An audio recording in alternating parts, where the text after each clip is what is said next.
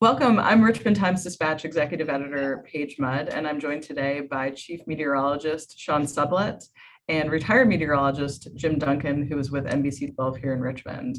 So we're here today to talk about this weekend's snow event, which seems like it's going to develop on Sunday and hit the state in different ways. So what can you guys tell us about the timing and the impacts? Thanks, Paige. Appreciate it. And Jim, thanks for talking with us this afternoon. Yeah, the storm really is going to impact all of the Commonwealth, moving in from Carolina during the late morning from south to north and probably taking over the entire state by dusk.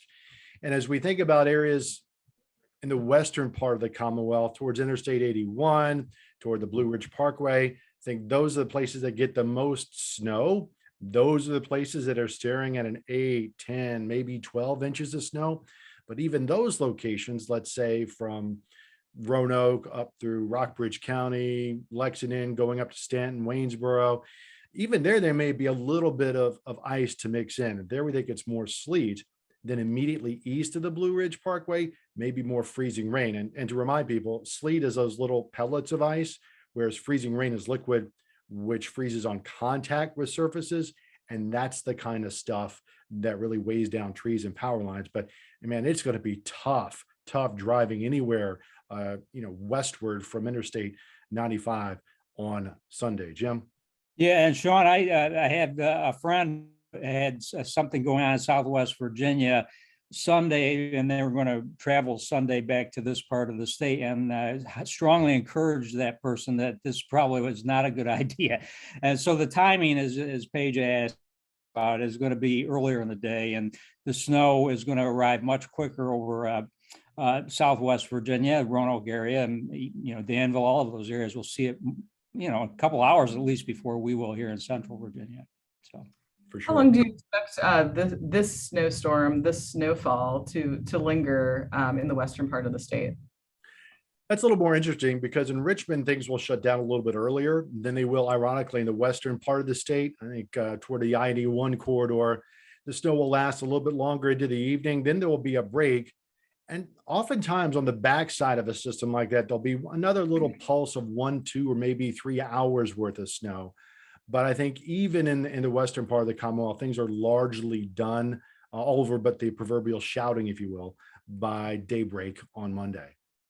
Yeah, and it is going to be obviously I-81 up through that area, through the valley. They're going to get hit with more of the snowfall. But Sean, you mentioned the backlash circulation, kind of the shouting after the fact, and that timing of that would be more wee hours of the morning or late Sunday night into early Monday before sunrise. So, as we've been talking about, all of that should be out of here by sunrise Monday. How does this storm for far-flung parts of the state, how does this compare to the storm that we had about a week and a half, 2 weeks ago? I think the similarities here, ironically, will be power outages in the Piedmont locations, and Buckingham, Fluvanna, Albemarle, Louisa, Cumberland, maybe up towards Orange, Spotsylvania. I think there's going to be a combination of wind, snow, and ice. I think that's where the power outages are most likely. It's always risky to say, hey, the power is going to go out here 2 days from now. But when I think about the risk in terms of wind, snow, ice all together, I think that's the biggest similarity I see to what we had a week and a half ago. We're not going to have the precipitation rates like we did on Monday of last week, where it comes down 2-3 inches an hour for 3 or 4 hours. But having said that, you're looking at a longer duration event, if you will, in terms of precipitation over a much larger area.